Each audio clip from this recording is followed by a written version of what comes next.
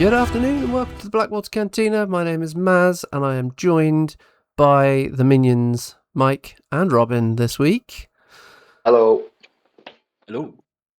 And today we've got a couple of things to talk about. Robin was visiting one of our new local, next town over. So he was visiting a new store over there. And we're going to have a chat about what we've been up to hobby-wise. And then, shockingly, I'm going to talk about vampires. I mean, I don't think there's a big surprise there. No, I don't think anyone's shocked. I'm definitely not. So lots of new information for Fane of Nyrro, which I'm all excited about. But first of all, what's this new shop, Robin? So, it's probably not a great start.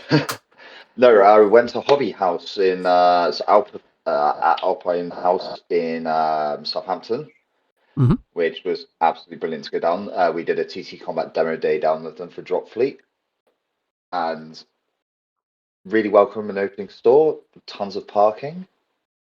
Their food is absolutely brilliant as well. That's what we need. Yeah, really. I didn't get to enjoy one of their milkshakes, but I told they are really good, and they do dairy and non-dairy. So I am a horrific constant snacker, so I'm the same.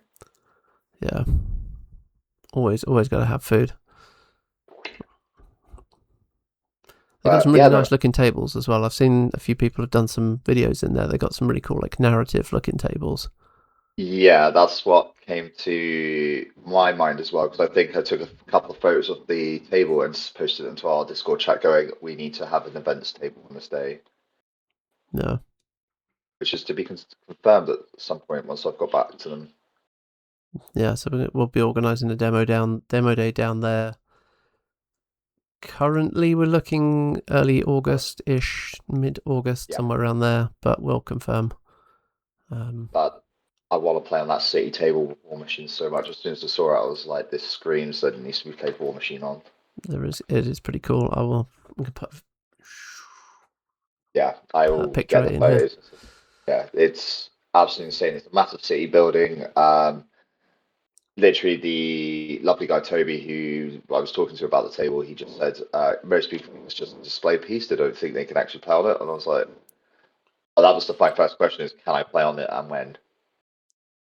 I have to do some big old brawl machine or something on it, and that was my understanding as well. I figured I would write a narrative scenario for us for the day, and anybody who wants to come down and do demos, me,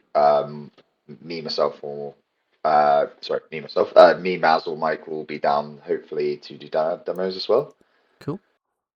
And have a lovely, great time with these guys because they are absolutely fantastic. They put up us talking Drop Fleet for hours on end as well. So yeah, it was a really good day. It's good. Looking forward to going down there. That'll be nice. It's, as you say, lots of parking, which is good because there's another store that I keep meaning to visit over in Poole, and I haven't been there yet, so I can't speak to what the store is like, but I keep getting told it's pretty cool and I should go there. However, I need to go there on a Sunday because there's no parking, so it's going to be interesting. It's the one I'm thinking of. It's the one on Ashley Road. Yeah, I know the one. So the parking is a bit of a problem, but there is some next to the church next door. Yeah. Particularly if you have a blue badge. Which is always handy because I don't have one, but my wife does, so I'll have to take her down. Retro Cave, it's called. Yes. I'm down there most Mondays. So it's interesting. I've not made it down there yet, but it looks kind of cool from the photos, so that should be nice. And the owner is also very nice. Yeah. And he's not paid me to say that. Just occasionally strokes your beard when you go in there, yeah? Weirdly enough. Everyone strokes your beard, Mike. That's what it's for. Also, this Sunday, we are down at Entoyment for our game day and demo day as well, so come down. I personally will be trying to run as many games with my Welsh lists as I can because it's Welsh next weekend. Me too. So I will also be down there. And currently I have only run one game with Imperatus, so yeah, I should probably learn how to use that a little bit. We'll see. It'll be fine. Nothing will go wrong. So yeah. And I think next week we'll have a chat about our lists that we're looking at taking to Welsh, won't we, Mike? So it's probably on for next week. Yeah. So lots of hobby stuff going on. Ooh, and we've got SummerSlam down in Tiverton as well. That is on the 2nd of August. So that is the Sunday as well. So Depending on what else I have going on that day, I might be there. Yeah, I might have a look at that as well. As it is a very big day. Unfortunately, I won't be there because that's the day I get back from Rock and Ribs. So you will be hungover to all hell. Most likely. I'll pop a link in the description though. So Tiverton Tabletop Club, they always put on a cool day. Dom does a great job with everything. Yeah. So yeah, see if we can hit down there. Also in the description there'll be a place for a link to the hobby house. So if you want to go down and visit and explore it yourself, you're more than welcome to. Awesome. Cool. So lots of events coming up, which is good. Lots going on. I know we've just had Imperial Games had their first tournament. I want to say it was last weekend. Unfortunately, we couldn't make it down to that one, but I saw a load of photos on that. Looked pretty cool as well. So lots of War Machine going on the South Coast. It's nice to have events again. It's made me very happy. But yeah. So other than not attending some events, Mike, what's your hobby look like this last week? Well, last weekend, I met up with Marcel and Dan. Watched them play a couple of 50-point games while I finished off my Hellraker. Cool. So I will get some pictures put up somewhere here. And then I managed to get a game in with Dan with one of my Welsh lists. Oh, nice. Cool. So yeah, got a little bit of practice in last weekend. That'd be good. How did it go? It went well actually. Dan forgot that Dekfus is an assassination caster. I can see why that might suddenly go well. Yeah. When he does the charge, stab, teleport. Oh no, is this your caster I'm looking at? I always forget to put something next to the caster to stop you getting there. We go. It's all good. How about you, Robin? My hobby? My hobby has been painting a ton of stuff for Sunday because I need to actually sort out these new Signar stuff I've got. Yeah. There will be a painting tutorial coming for Light Warjack soon from me, but that's only because I'm trying to figure out how to do it on the other ones first. That's the way to do it. Especially after I painted the extreme Gravedigger one. I can't remember his name. Plugger. So yeah, I painted him back last year. Now you got to remember how you did it. Exactly. I have a book that I write shit down in like that. So I keep doing this to myself. I think the only reason my drop fleet paint scheme is so simple is because it's spread across 3 armies of the same thing. So drops and commander is dry brush administrator grey with I guess Althoff blue over the top. Yeah. Sorry, Caldor blue over the top, and that is it with gold trim, which is like light grass. And then I did that for the fleet. And then when strike team comes up, my army will be the exact same colours. So that is just 3 colours. Works as the entire army. That's the way to do it. Yeah, and keep it simple. But Muggins here, who's all like, I'm going to paint non-metallic metal.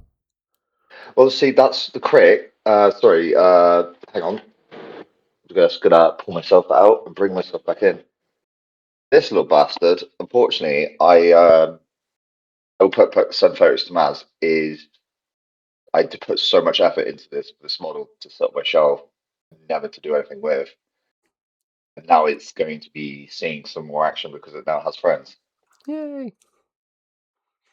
That means I also need to remember that I added so much mud and texture and everything else to this model to make it look grimy in the trenches. And now I've got to replicate that onto an entire army of Sigma. It's the problem with doing one as a display piece, isn't it? Yeah. I actually painted up an Extreme Plugger the other day, but I did that for a little painting video for our new starters. So we've done a little new starter painting guide to go through all the basics and get something to tabletop standards. So that video is just awaiting some editing, which I'm close to finishing. So then that will come out soon. I was going to say your style was like non-metallics, whereas mine's heavy metals. So yeah, well, that one is a starter tabletop ready one, so that is not non-metallic metal all over it. You'll be pleased to know. Actually used metal paints for once. I know. It's great. It was very strange. Reek is broken. I know. I feel deeply uncomfortable using metallic paints. It was very weird. Don't worry, his hands were smoking as he does it. It's like hissing the entire time. Yeah, to be fair, I did apply them with the airbrush, so which I know is not particularly beginner, but otherwise you were watching me for 15 minutes just paint silver on the model. So dry brush it, it's easier. Watching me paint, I did a live stream last Friday evening. Had a few people watching as we were painting some of the new Fane of Nyrro, the Executioner's Toll. So we got cracking on the Fane Knights. Got a good amount done on one of those. And got some built up to a nice rich red. Had a nice conversation with some of the guys in the chat about how they would approach some things. And we've got the red cloak looking pretty spot on. And then non-metallic metal for those, because they're going to look spectacular. So you can go and check that out. Card, that corner. I don't know which corner they appear in, but one of those corners, card, video, coolness. I'm going to do another one of those Saturday night, so tomorrow night, as of airing of this. I'll be live 7:30ish until I am too tired to paint anymore. And so come and join us. Well, we're going to talk Fane of Nyrro and the new bits and pieces going on with that, and paint some more of the Executioner's Toll, because I would like to get them fully painted and tabletop ready soon, which is a nice segue into more undead things. Yeah. Dun, dun. Oh, who could have guessed? I know. So the next box has been revealed. There were some nice teasers over the week from SFG with like little bits and pieces of the rules, but the full rules drop was yesterday. Ashmael, Keeper of Whispers, not Keeper of Secrets. That's a different person. Different game. It's a completely different IP. Yeah, different IP. Lots more nudity. So the Keeper of Whispers, whose box, the Death Whisper, is to go up for pre-order on the 23rd. So it's Tuesday next week. So get your pre-order in for that. Don't confuse it for the Death Whisper Israfil shoulder gun, or the Death Whisper carbine that the Hounds have got, or Kishtar's Death Whisper gun. There's a lot of Death Whispers going on. Or Ilara from Mark III. Or Ilara. There's a lot of Death Whispers going on, just lots of whispering. So it's a cool looking box. You get Ashmael, who's the new caster. He's the Spymaster, who is really cool. His rules. He's got some big brain plays going on. There's some ridiculousness. I'm looking at the model, and it's definitely giving me Vlad Dracul. It's Castlevania. We need to put like some of the Castlevania music in here, but obviously I can't because I'll get copyright struck. But and if we're talking Castlevania, it's got to be Symphony of the Night. So there we go. So you get him. There is 2 War Beasts in there, 1 Strigon, 1 Vordak with a set loadout in the box. So you're not getting all of the pieces in that box. Important shout out there. A set loadout for each one. Obviously, the Strigon and Vordak available separately have all of the bits in. And if you're subscribed to the tribe, there will be at some point alternate parts coming out that you can print at home as well. So keep an eye out for those. I would assume those are probably going to be in the July one, but we don't know. Who else is in the box? Gilvana the Tormented. Then the Blood Sirens unit, the Fane Stalkers unit, and the Clive, I'm going to call them Clive, and the Sithis Overseer. So lots of stuff going on in that box. Equates to around 50 points. I think it's about 48 points, depending on the loadouts of the beasts in there. So I know they said the boxes were going to be around 50 points, but not like the starter boxes, which are set at 30. They're going to be roughly 50, so you can get it out of the box and play a average size game. Just want to interrupt you. Steamforge Games, if you're watching this, can you just replace the name for that one as just Clive? So you have like an Eviscerator, something Clive. Like the list of units of Blood Sirens, Fane Knights, Fane Stalkers, The Last Watch, Clive. Yeah. That's the answer. So there's some shenanigans in here. I don't know how much you guys have been obsessively reading through everything and reading it back and going, what about? Hang on, but what about? So I'm going to start. I don't like Undead. You don't like Undead? I would, but Well, you're boring. So shenanigans right from the get-go. So the Blood Sirens. So they're 3 hit points each. The first 30 mil unit in Fane of Nyrro. They've got Ancient Shroud, so they only take 1 point of damage from each hit, maximum. Defense 12, Armor 12, so they're going to take the hits, but, you know. And then they've got 2 Mat 6, Power 9 melee attacks, which are Afflictor, so they apply the Torment condition to generate hunger. Anatomical Precision, so if they don't beat the armor, then it just suffers 1 damage point, which is fine. You only want to hit, put the Torment on, and then get out of there. They also have Unholy Glamour. So when you hit something with a non-leader model with a melee attack, you can move it 3 inches. So you basically want to charge these in, hit 6 different things, apply Torment, move them all away, and then you're clear to clear off. They work very nicely with the Sithis Overseer, who grants resistance to blast, so you're not taking damage too easily. He brings beatback and brutal damage on his range 9, power 10 gun. So that's looking cool. You've got the Fane Stalkers. So these guys are 7 points, so 1 point more than the Fane Knights. They've got Thunderbolt, Afflictor, or Huntsman's Lure guns at range 12. They're only power 10, but again, with Afflictor, you don't want to kill things, you just want to apply the condition. Huntsman's Lure for +2 speed when a Warbeast charges. So the big array of speed 7 beasts are now speed 9. So speed 12 on the charge. That's some reach 2, so that's 14 inches. If you can move something with the Blood Sirens, 17 inches. Ashmael comes with Mirage, so you can upkeep that for a 19-inch threat. Shenanigans.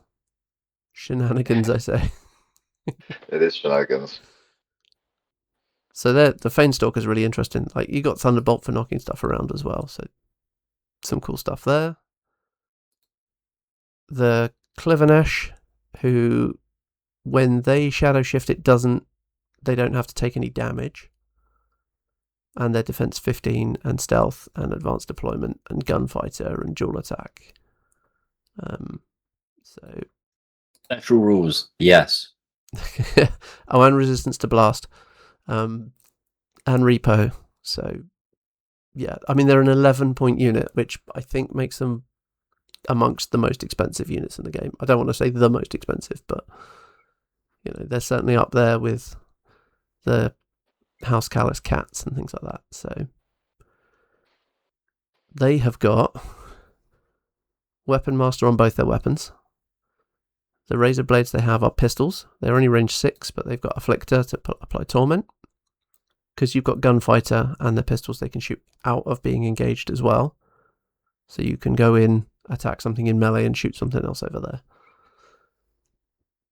Their melee weapon is a reach 3, power 10, Weapon Master, chain weapon, magical.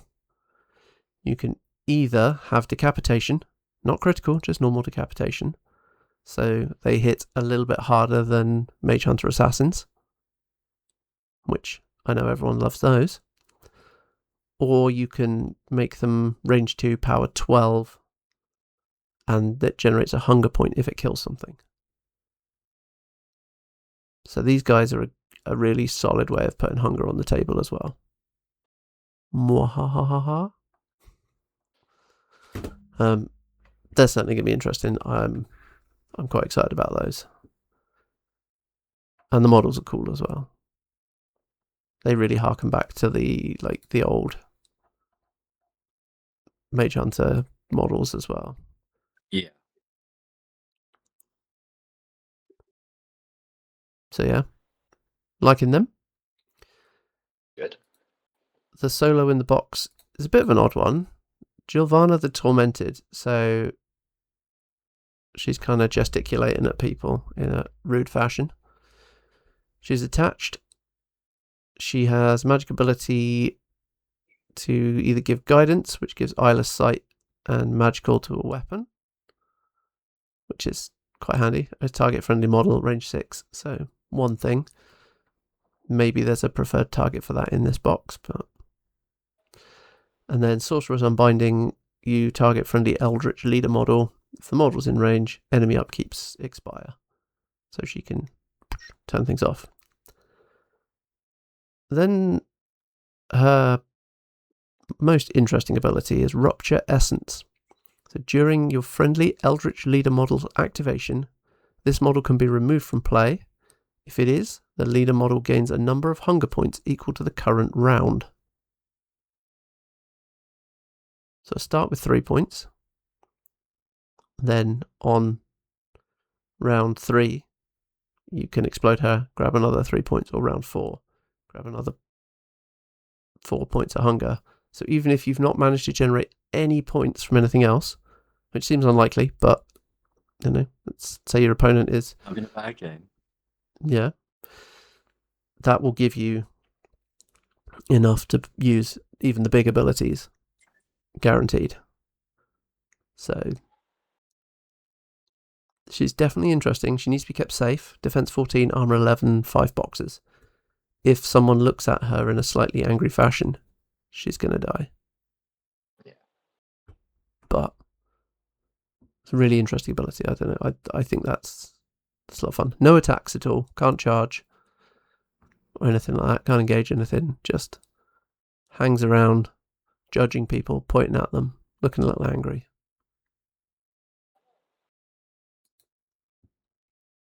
Then on to the big guy with his collar. Ashmael, Keeper of Whispers. He is the Spymaster. So in the fluff, he is the Spymaster and sort of overseer of the Fane. He's been doing that for over 1,000 years at this point. So he's very good at it.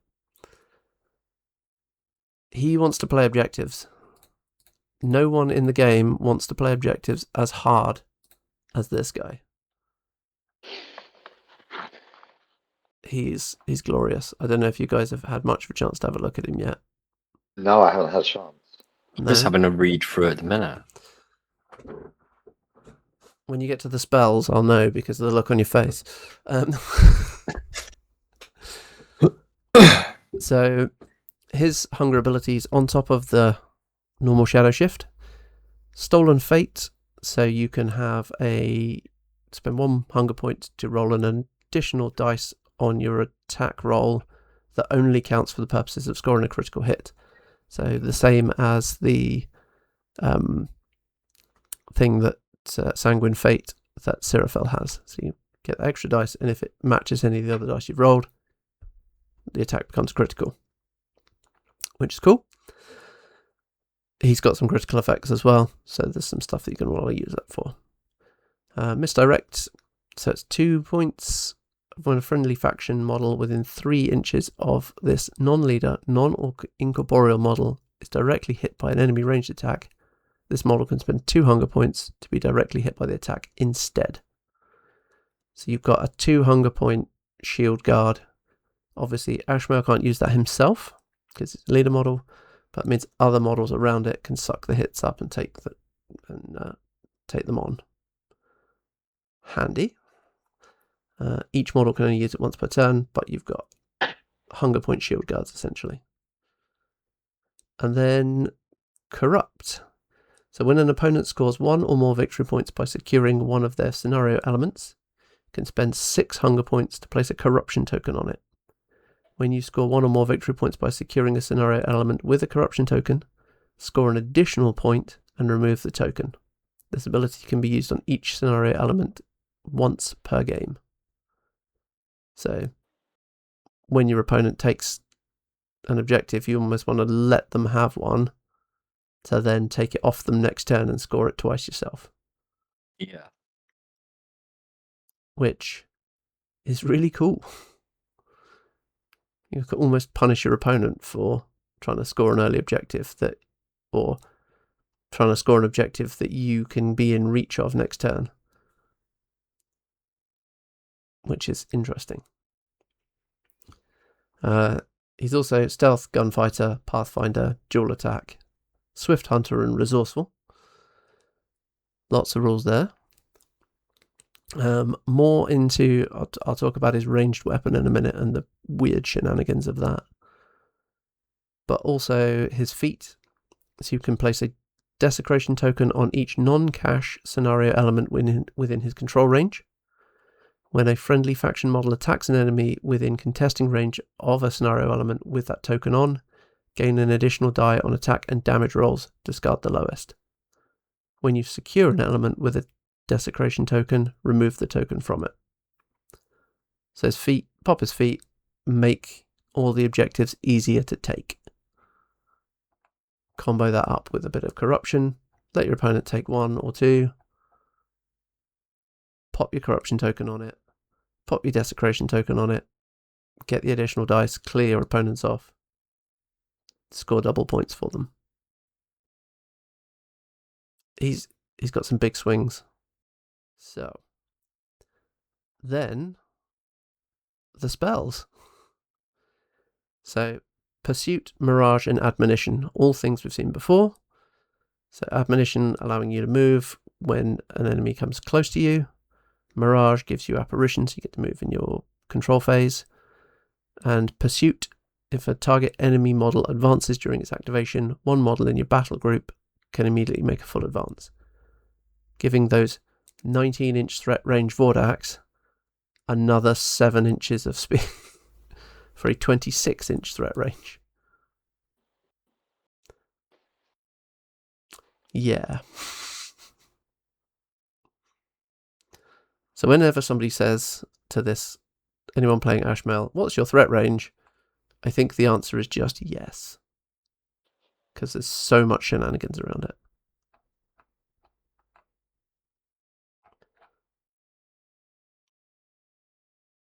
Lots going on. Maz, did you want to tell the lovely people about this other spell? Well, yeah. So this Dissected Essence also ties in with the ranged weapon very nicely as well, which I'll cover in a second.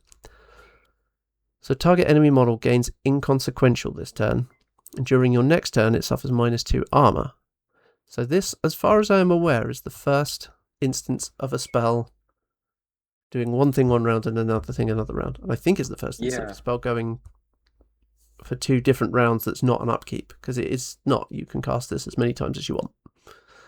It is cost 3, and he is Arcane 7, so realistically he's only casting this twice tops. But, oh look, my opponent has put their Colossal on the 50 mil objective. I will make it inconsequential and walk one of my light war beasts onto it, and I will claim that objective, and I will score 2 points for it because I've corrupt token it. You know? And then as a bonus, next turn it gets -2 armor, and you can slap it about a bit. I think Ashmael is going to be sort of up here on the difficulty curve. A little bit. If you are a brand new player to War Machine and you're diving into Fane of Nyrro, start with High Scene. Don't try and start with this guy. He's got an answer for a lot of things, but you have to play the big brain chess game and plan a turn ahead easily.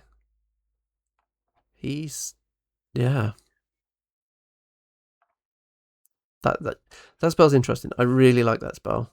Like, just being able to go, right, okay, that's not scoring anymore, that's not contesting for me, because you can't contest either with inconsequential. No. So if they've run one model across the table to stop you, but no, they haven't.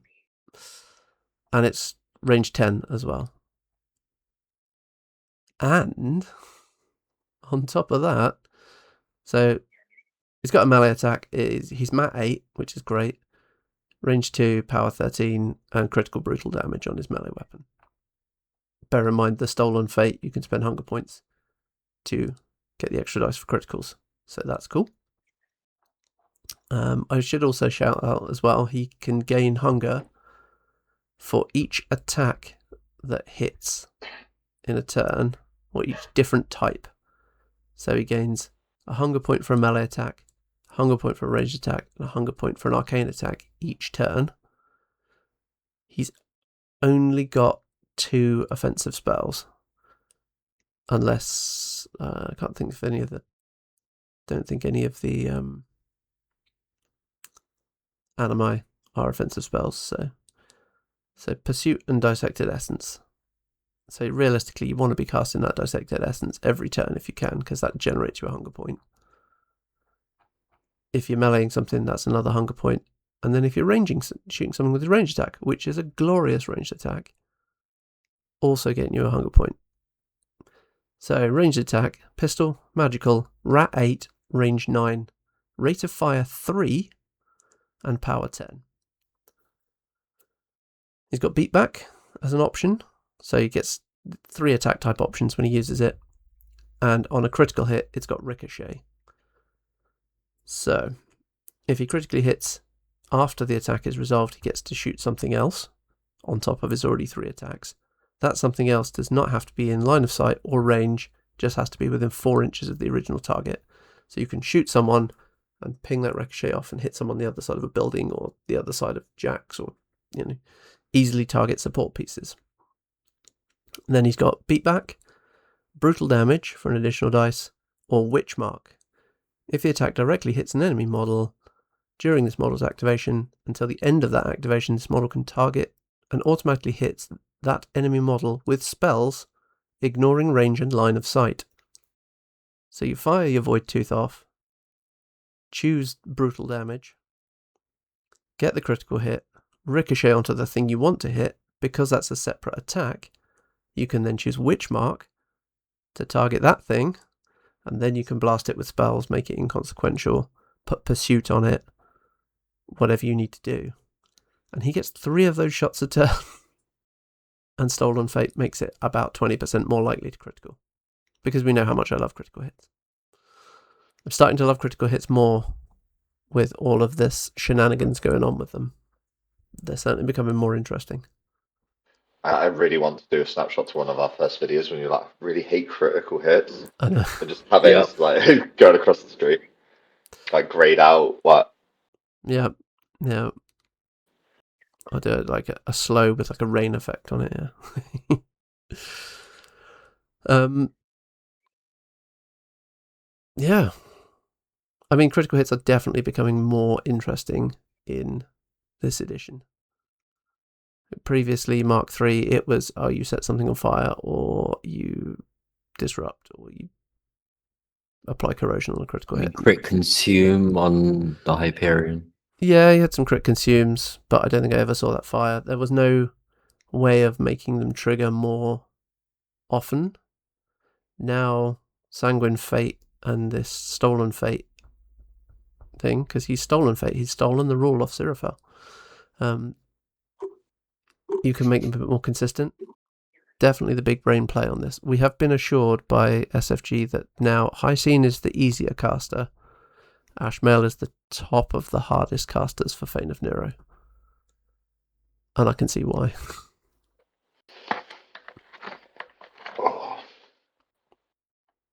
Robin's like, what shenanigans is this? I was just stretching, but yeah, it is absolute insanity. He's got nothing that is going to just delete heavies off the board. Oh no, but it's a lot of shenanigans that are going to have to be studied by top men. You kind of need to be thinking, like, playing Ashmael, you need to know what you think your opponent's going to do next turn and how you're going to react to that, and play this turn to be ready for the turn, your next turn. You need to be playing 5D chess. He's definitely a 5D chess kind of guy. And I think playing into him, you're going to need to account and make sure you're putting, all those lovely plays where you're like, okay, well, I can stop you scoring an objective by moving this one guy over there. You go, okay, well, now I need to double commit. I now need a unit to move over there to stop you contesting. I now need multiple jacks. You just need to commit more resources to protect things, which means you can't protect everything. Yeah. I'm really excited. Really never tell, buddy. Really want to play this guy. I get him on the field and just take all the objectives. I've never been so excited to play objectives. Like all of Mark III, I was playing Thexus and going, right, how can I surgically remove the caster? Because that was the game plan. Whereas now I'm playing Seraphel and I want to play this guy because I want to be all over the objectives and hitting that steamroller pack. He's so steamroller focused. He's fantastic.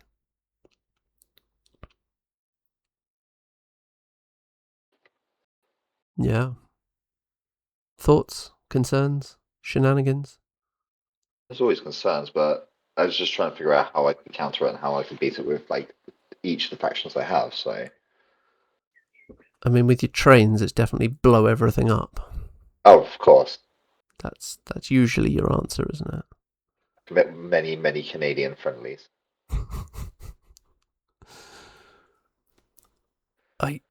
Yeah, he's got no massive hits. You have got 2-point armor swing, which means I think.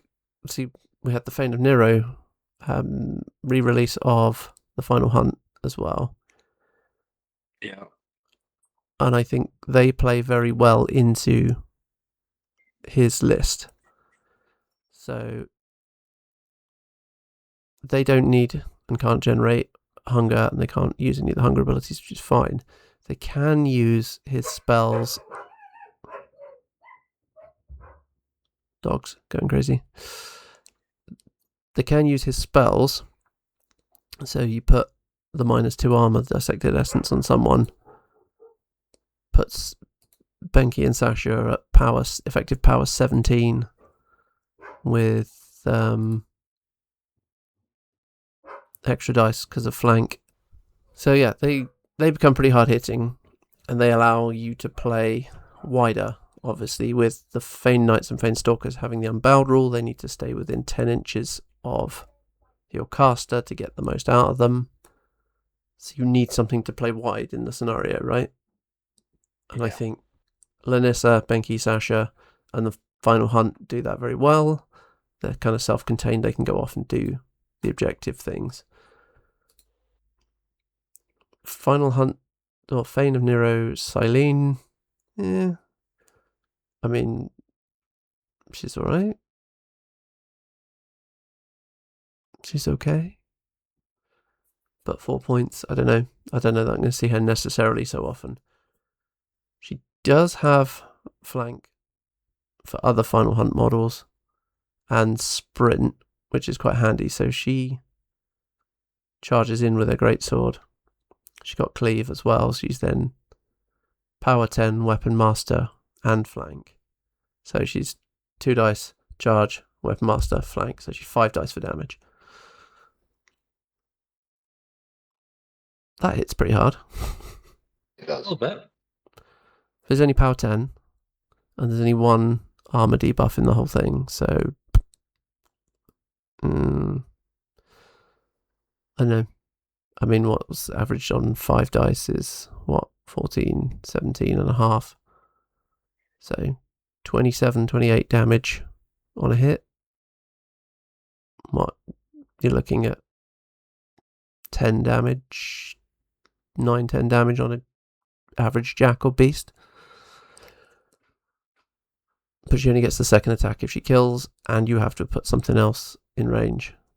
The advantage she's got is she's got sprint, so she can go and destroy something and then sprint over to something else that the rest of the Final Hunt are then engaging to get the flank bonus. But Benki and Sasha lost sprint for these guys. The Last Watch got bitter reprisal in addition to retaliatory strike, which is funny. So now their defensive line, if they're base to base, they're defense 15 and can't be knocked down. Retaliatory strikes, if they get hit after the attack's resolved, they get to make 1 basic melee attack back. And then if a friendly Final Hunt model was damaged by an attack in your opponent's last turn, they get a vengeance move, 3 inches, and then an attack. So over a round, you can in theory attack 3 times with them as well.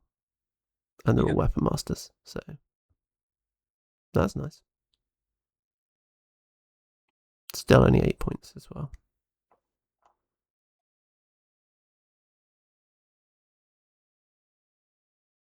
So I can see myself taking those a lot in Ashmael list anyway, to hold the, like, they can basically take 1 flank and then he takes the other. I think that's how that's going to work.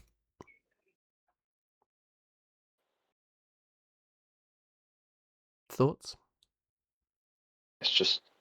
It'll be interesting to see. Yeah, I think it will be, but also at the same time, I am trying to figure out how I can counter it, what kind of things that I can go against it, with not just using trains and tanks and Colossus. Yeah, I think the thing to consider is, like, you can't just run one thing onto an objective to hold it.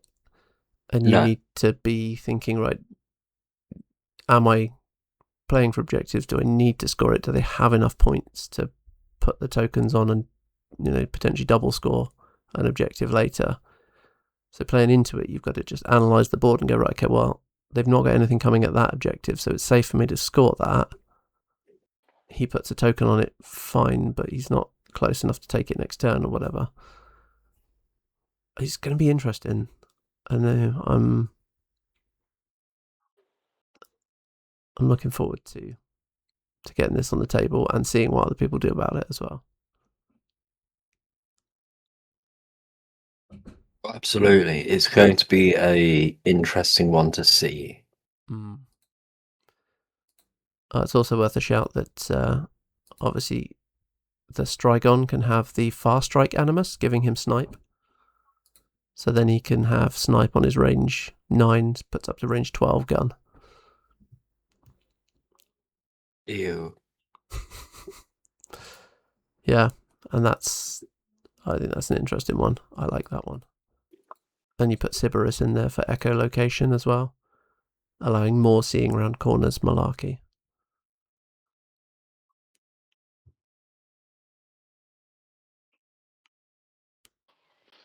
I think there's a lot of being able to pick out exactly what you need to kill. Yeah.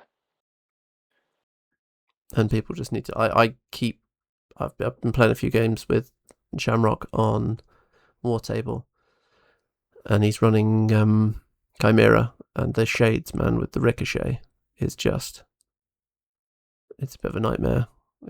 It's really easy to get hold of the exact model you need to get hold of. But we'll see. Having it's critical Ricochet, but yeah, 3 shots up from one guy, and he can spend Hunger Point to have the extra dice to trigger criticals. Yep. Which is pretty key. If he didn't have that, I don't think it would be quite as scary.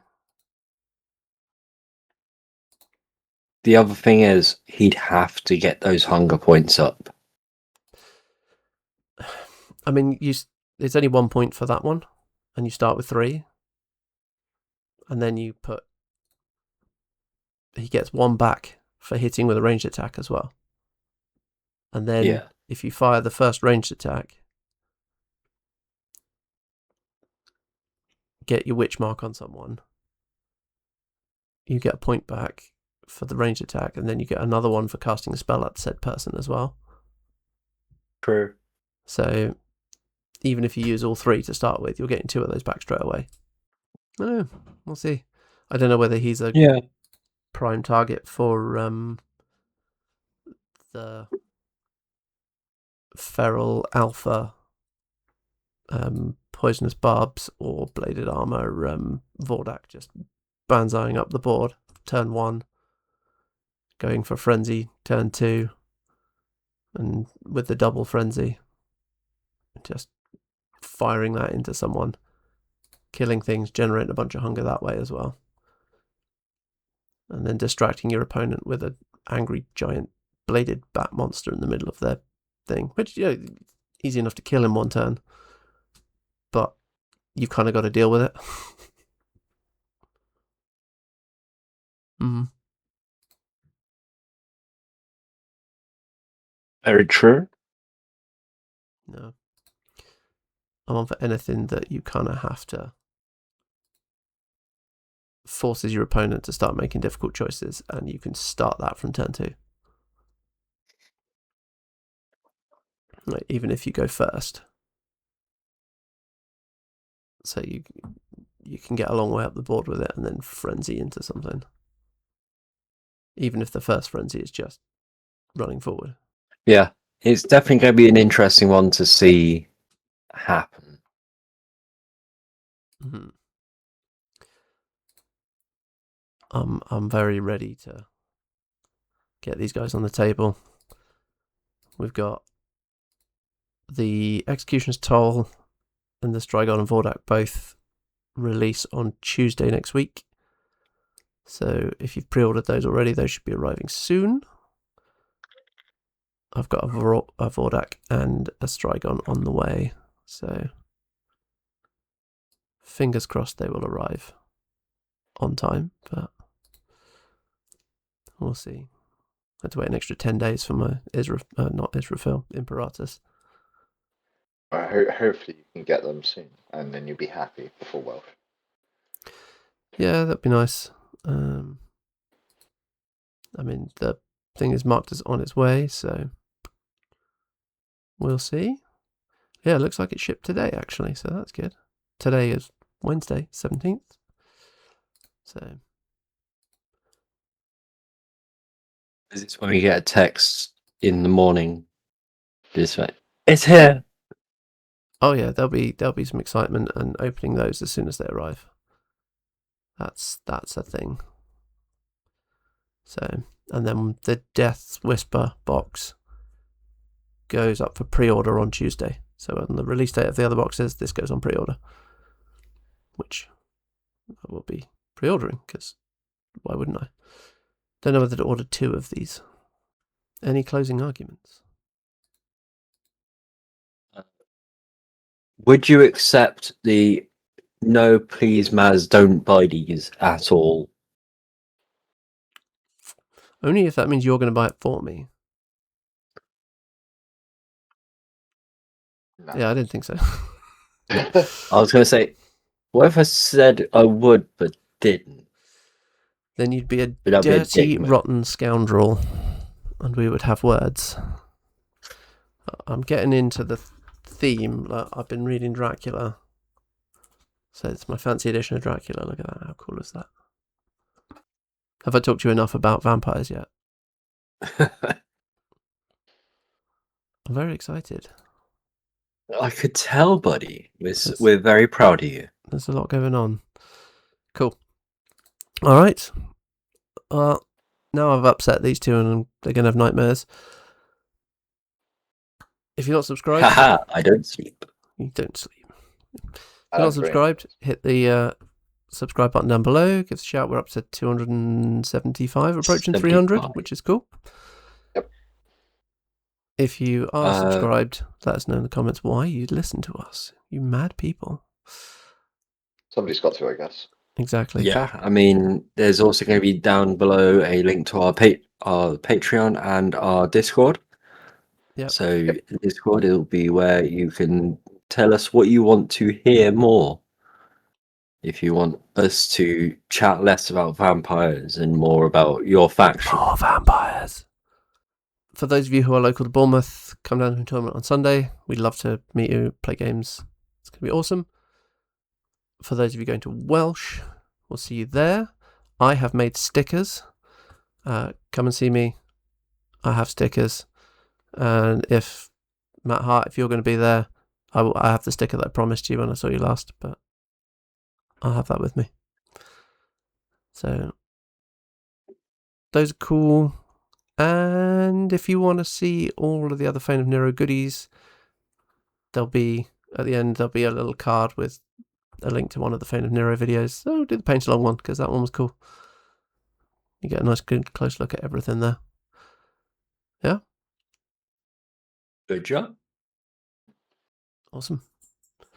Thanks very much, everyone. Have fun, and we'll see you on Saturday and Sunday. See you soon. And next week. See you soon.